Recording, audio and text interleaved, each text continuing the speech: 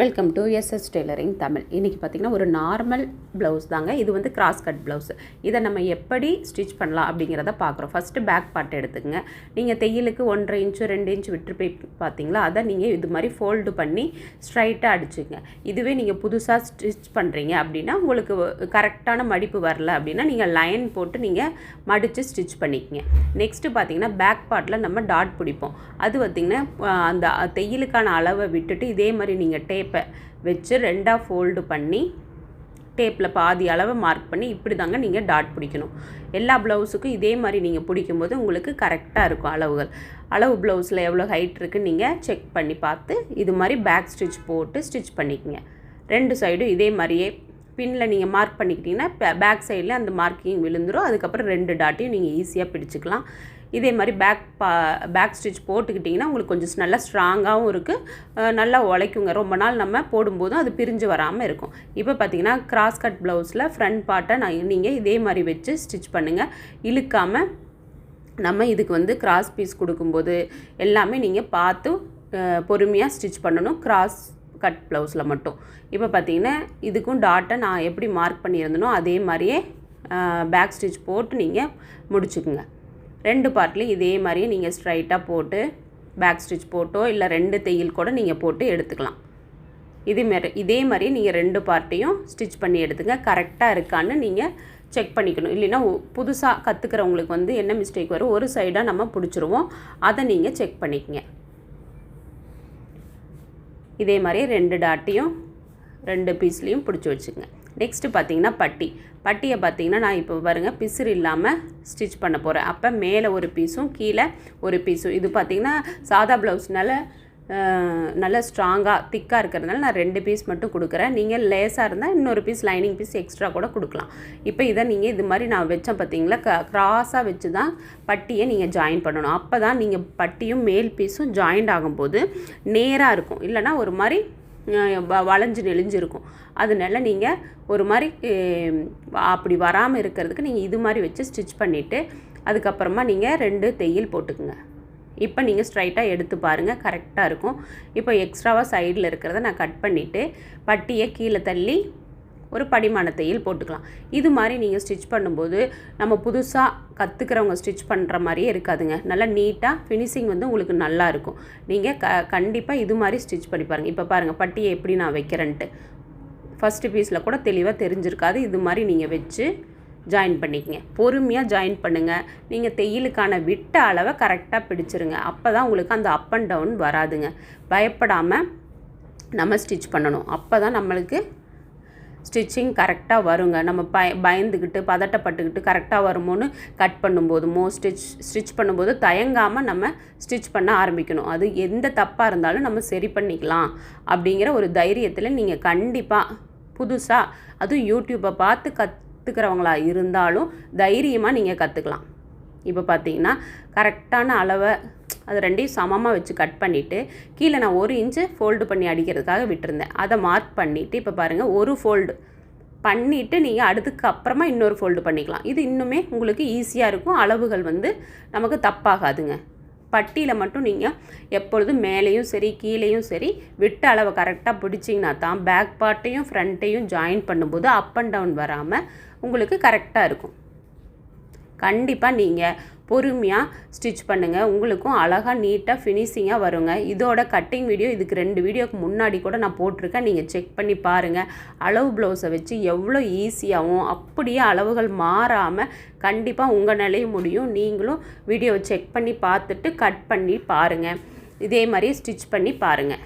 இப்போ பார்த்திங்கன்னா நம்ம ஐப்பட்டி ஊக்குப்பட்டி தான் எப்பொழுதும் மாதிரி நீங்கள் உங்கள் ப்ளவுஸில் ஒரு பக்கம் ஒரு மாதிரி வைப்பாங்க. ரைட் சைடில் லெஃப்ட் சைடு மாறி மாறி வைப்பாங்க.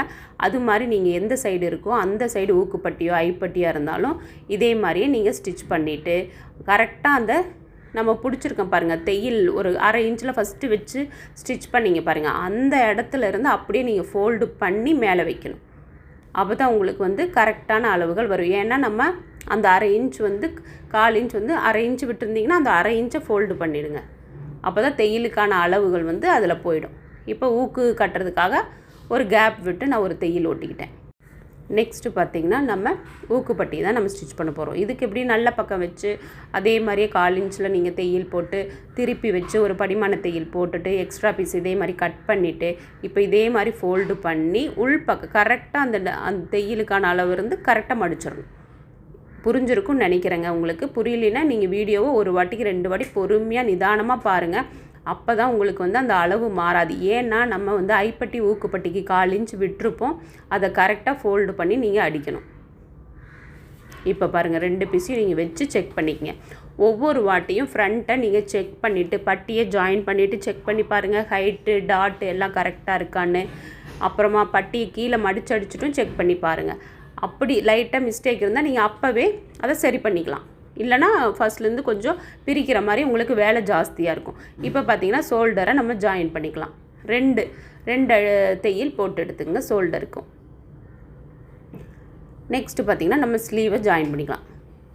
ஸ்லீவ் நீங்கள் எப்பொழுதுமே இது மாதிரி ப்ளவுஸ் இருக்கும்போது உங்களுக்கு எது ஃப்ரண்ட்டு பேக்குன்னு கொஞ்சம் குழப்பமாக இருக்கும். நீங்கள் ஃபஸ்ட்டே கட்டிங் பண்ணும்போதே மார்க் பண்ணி வச்சுக்கோங்க.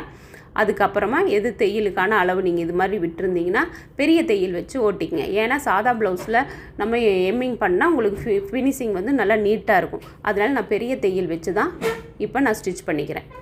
அதுக்கப்புறமா இதே மாதிரி இன்னொரு ஸ்லீவையும் இதுலேயும் பார்த்து கரெக்டாக ஃப்ரண்ட்டு பேக்கு எது அப்படின்னு பார்த்து நீங்கள் அடிச்சுக்கங்க. இல்லைன்னா ஒரே பக்கமாக ஸ்லீவ் வர்றதுக்கு கூட வாய்ப்பு இருக்குது.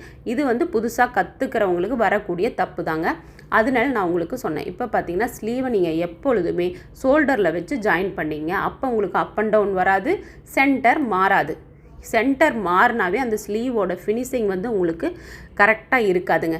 நமக்கு கீழே சைடில் கொஞ்சம் அப் அண்ட் டவுனாக இருந்தால் கூட நம்ம கட் பண்ணி எடுத்து விட்டுக்கலாம். ஆனால் சென்டரும் ஷோல்டரும் கரெக்டாக இருக்கணும். ஸ்லீவோட சென்டரும் ஷோல்டர் கரெக்டாக இருக்கணும். அப்புறமா நீங்கள் கரெக்டாக அரை இன்ச் விட்டுருந்தீங்கன்னா அந்த அரை இன்ச்லேயே பாடி பீஸ்லேயும் ஸ்லீவ்லேயும் கரெக்டாக பிடிக்கணும். ஸ்லீவையும் சரி பாடி பீஸையும் சரி இழுக்கவே கூடாது. இது மாதிரி நீங்கள் ஸ்டிச் பண்ணுங்கள். உங்கள் ஸ்லீவ் நல்லாயிருக்கும். சில பேர் ஸ்டிச் பண்ணியிருப்பாங்க அங்கங்கே சுருங்கிக்கிட்டு இழுத்துக்கிட்டு ஒரு மாதிரி இருக்கும். ஸ்லீவ் பார்த்திங்கன்னா இழுத்த மாதிரி இருக்கும். பாடி பீஸ் பார்த்திங்கனாலும் இழுத்த மாதிரி இருக்கும். இதெல்லாம் நம்ம செய்கிற தப்பால் தாங்க வரும். அதனால நீங்கள் எந்த பீஸையும் இழுக்காமல் பொறுமையாக நிதானமாக தைங்க. இல்லை எனக்கு பயமாக இருக்குது, எனக்கு கரெக்டாக வரல அப்படின்னு நினைக்கிறவங்க நீங்கள் லைட்டாக ட்ராயிங் பண்ணி பாடி பீஸ்லேயும் சரி ஸ்லீவில் கூட ட்ராயிங் பண்ணி கூட நீங்கள் ஸ்டிச் பண்ணலாம். ஃபஸ்ட்டு உங்களுக்கு ஃபினிஷிங் நல்லா வரணும். அதுக்கப்புறமா போக போக போக ட்ரைனிங் பண்ண உங்களுக்கு அந்த ட்ராயிங்கே தேவைப்படாது. நீங்கள் ஈஸியாக ஸ்டிச் பண்ணிடலாங்க. இப்போ பார்த்தீங்கன்னா கிராஸ் பீஸு இது நார்மலாக உங்களுக்கு தெரியும். நான் நிறையா வீடியோ போட்டிருக்கேன். இதுலேயும் கிராஸ் பீஸ் வச்சு இதே மாதிரி நீங்கள் ஜாயின் பண்ணிக்கிட்டு கிராஸ் பீஸை வச்சு நான் 2 மெத்தட் போட்டிருக்கேங்க. பைப்பிங் எப்படி வைக்கலாம், அடித்து எப்படி திருப்பலாம், எம்மிங் பண்ணலாம் அப்படிங்கிறது இருக்குது. நீங்கள் வேணாலும் செக் பண்ணி பாருங்கள். இப்போ பார்த்தீங்கன்னா கிராஸ் பீஸை நல்ல பக்கமாக இப்போ கரெக்டாக இருக்கான்னு நான் செக் பண்ணிக்கிட்டு கழுத்து மட்டும் கொஞ்சம் முன்ன பின்ன இருந்தால் ஒரு 1/4 இன்ச்சு கொஞ்சம் இருந்தால் நீங்கள் இது மாதிரி சைஸ் பண்ணிவிட்டு அதுக்கப்புறமா நீங்கள் கிராஸ் பீஸை வச்சு ஸ்டிச் பண்ணிக்கலாம். ஐயோ இவ்வளோ அதிகமாக இருக்கே, 1/4 இன்ச் அதிகமாக இருக்கே, கட் பண்ணால் என்ன ஆகுமோ அப்படின்லாம் நீங்கள் பயப்பட தேவையில்லை. நீங்கள் அதை லைட்டாக தட்டி விட்டுக்கலாம். அதனால உங்களுக்கு ஒரு பெரிய மிஸ்டேக்கே வராதுங்க. அதுக்கப்புறம் இதுலேயும் அப்படி தான் பாடி பீஸையும் நீங்கள் இழுக்காதீங்க, கிராஸ் பீஸையும் இழுக்காதீங்க. பாடி பீஸ் இது பார்த்திங்கன்னா கிராஸ் பீஸ் வச்சுருக்க ஃப்ரண்ட்டில், அதனால் இழுத்திங்கன்னா அங்கங்கே இழுத்த மாதிரியும் இருக்கும். அதனால் கிராஸ் பீஸை பொறுத்த வரைக்கும் நம்ம ப்ளவுஸ் ஸ்டிச் பண்ணும்போது கிராஸ் பீஸ் ப்ளவுஸ் ஸ்டிச் பண்ணும்போது இழுக்காமல், இல்லை நார்மலாக எந்த ப்ளவுஸும் நீங்கள் இழுக்காமல் பொறுமையாக ஸ்டிச் பண்ணுங்கள். கரெக்டாக தையலுக்கான அளவில் ஸ்டிச் பண்ணுங்கள். அப்புறமா இது ரெண்டையும் இந்த கிராஸ் பீஸோட ஃபோல்டு பண்ணி கரெக்டாக தையல் விழுகுதான்னு செக் பண்ணிக்கோங்க. ஏன்னா இது புதுசாக பழகிறவங்களுக்கு வர மிஸ்டேக். அதுக்கப்புறமா அங்கங்கே இப்போ பாருங்கள் ரொம்ப அதிகமாக இருந்தது, 1/2 இன்ச்சு தான் என்னால் வச்சு ஸ்டிச் பண்ண முடியும் அப்படின்னு 1/2 இன்ச்சு விட்டுருந்தீங்கன்னா இது மாதிரி நீங்கள் அதிகமாக இருக்கிற மாதிரி இருந்தால் நீங்கள் கட் பண்ணிக்கங்க. அப்போ பார்த்தீங்கன்னா நீங்கள் கிராஸ் பீஸை உள்பக்கமாக ஃபோல்டு பண்ணி அடிக்கும்போது பிசுறுகள் வெளியில் தெரியாது. அதனால் நீங்கள் 1/2 இன்ச்சு விட்டுருந்தீங்கன்னா இது மாதிரி கட் பண்ணிவிட்டு அங்கங்கே அர்க்காத் பண்ணிவிட்டு அதுக்கப்புறமா அது மேலே ஒரு படிமான தையல் போடுங்க. ஏன் இந்த படிமான தையல் நம்ம போடுறோம்னா அப்போ தான் உங்களுக்கு ஃபோல்டு பண்ணி அழகாக கொடுக்கும். உங்களுக்கு ஈஸியாக ஸ்டிச் பண்ணும்போதும் நல்லாயிருக்கும், ஃபினிஷிங்கும் நல்லாயிருக்கும். அந்த பிசுறு மேலேயே அந்த கிராஸ் பீஸை தள்ளி விட்டு நீங்கள் ஒரு படிமான தையல் போட்டுட்டு இப்போ ஃபோல்டு பண்ணுங்கள். ஈஸியாக ஃபோல்டு பண்ண வரும் நமக்கு. இதுக்காக தான் அந்த ஒரு தையல் போடுறத. இதை சிரமம் இல்லாமல் நீங்கள் போட்டுக்குங்க. சோம்பேறித்தனம் படக்கூடாது. அப்போ தான் நமக்கு ஃபினிஷிங் கரெக்டாக வருங்க. இப்போ பார்த்திங்கன்னா நான் இதுக்கு வந்து உருட்டு பைப்பிங் பண்ணல, எம்மிங் பண்ணல, 2 தையல் போட்டுக்கிறேன். இது மோஸ்ட்லி இப்போ எல்லாருமே இது மாதிரி விரும்புகிறாங்க. ஏன்னா எம்மிங் பண்ணால் அது நாளடைவில் பிரிஞ்சு வந்துடும். பெரியவங்க வீட்டில் யூஸ் பண்ணுறவங்க, டெய்லி யூஸ் பண்ணுறவங்களுக்கு வந்து சீக்கிரம் போயிடும். அதனால எல்லாருமே இது மாதிரி தான் ஸ்டிச் பண்ணி கொடுங்க அப்படின்னு சொல்கிறாங்க. அதனால நம்ம இது மாதிரி ஸ்டிச் பண்ணிடலாங்க. இது ஈஸியாகவும் நமக்கு இருக்கும். இப்போ பார்த்திங்கன்னா சைடு ஜாயின் பண்ணுறது தான். அப்போ நீங்கள் அளவு ப்ளவுஸவே நீங்கள் கரெக்டாக எடுத்துக்கங்க. அப்போ உங்களுக்கு அளவுகள் மாறாமல் கூட இருக்கும். ஃபஸ்ட்டு நம்ம மார்க் பண்ண அளவு தெரியலையே அப்படின்னு நீங்கள் கவலைப்பட வேணாம். நீங்கள் அளவு ப்ளவுஸை வச்சு ஸ்லீவ் எடுத்துக்கங்க. நெக்ஸ்ட்டு இடுப்பு சுற்றளவை பேக்கில் எவ்வளோ இருக்குது, ஃப்ரண்ட் ஐப்பட்டி ஊக்குப்பட்டியில் எவ்வளோ இருக்குதுன்னு மார்க் பண்ணிக்கங்க. இதே மாதிரி இப்போ நான் எப்படி மார்க் பண்ணுறேன், ஃபஸ்ட்டு ஐப்பட்டி ஊக்குப்பட்டியை மார்க் பண்ணேன். இப்போ பேக் பார்ட்டை மார்க் பண்ணுறேன். ஸ்லீவையும் மார்க் பண்ணிட்டேன். இப்படி பண்ணிங்கன்னா அளவு ப்ளவுஸில் உங்களுக்கு வந்து அளவுகள் மாறாது. ஏன்னா ஃபஸ்ட்டு மார்க் பண்ணியிருப்போம், அது எனக்கு தெரியலை அப்படின்னு நினச்சிங்கன்னா கடைசியாக நீங்கள் இது மாதிரி மார்க் பண்ணிவிட்டு ஸ்லீவை மார்க் பண்ணுங்கள். கரெக்டாக இந்த இடத்துல உங்களுக்கு ப்ளஸ் சிம்பிள் வரணும் அப்படின்னா இது மாதிரி ஒரு பின்னை வச்சு அந்த 2 ஜாயிண்ட்டும் கரெக்டாக இருக்கான்னு ஒரு வாட்டி இப்படி வச்சுட்டு அதுக்கப்புறம் பிசுரை மேல் பக்கமாக தள்ளி விட்டுட்டு நீங்கள் தையல் போடுங்க. ஒரு தையல் போட்டுட்டு செக் பண்ணி பாருங்கள். உங்களுக்கு கரெக்டாக இருக்கணும் அப்படின்னு நினச்சிங்கன்னா இது மாதிரி பொறுமையாக பார்த்துட்டு, இல்லைனா இன்னொரு வாட்டி கண்டிப்பாக பிரிச்சுட்டு பண்ணுங்கள். உங்களுக்கு கண்டிப்பாக கரெக்டாக வருங்க. பொறுமையாக நீங்கள் இதுக்கு தைக்கணும். பொறுமை நமக்கு தேவை. கரெக்டாக வரணும், எனக்கு பர்ஃபெக்டாக இருக்கணும் ஒரு ப்ளவுஸு அப்படின்னு நினச்சிங்கன்னா கரெக்டாக நீங்கள் பொறுமையாக இது மாதிரி ஸ்டிச் பண்ணுங்கள். ப்ளஸ் சிம்பிள் கரெக்டாக வரும். லைட்டாக முன்ன பின்ன இருந்தால் பிரிச்சுட்டு மறுபடியும் ஸ்டிச் பண்ணுங்கள். இப்போ பாருங்கள், நான் தேவையான தையலுக்கான அளவுகளெல்லாம் விட்டு எக்ஸ்ட்ரா தையல் போட்டு இருக்கிற எக்ஸ்ட்ரா துணியெல்லாம் இது மாதிரி நீங்கள் கட் பண்ணிட்டீங்கன்னா உங்களுக்கு நீட்டாக ஃபினிஷிங் வந்துடுங்க. ரொம்ப சிம்பிளாக நீங்களும் இதே மாதிரியே ஸ்டிச் பண்ணலாம்.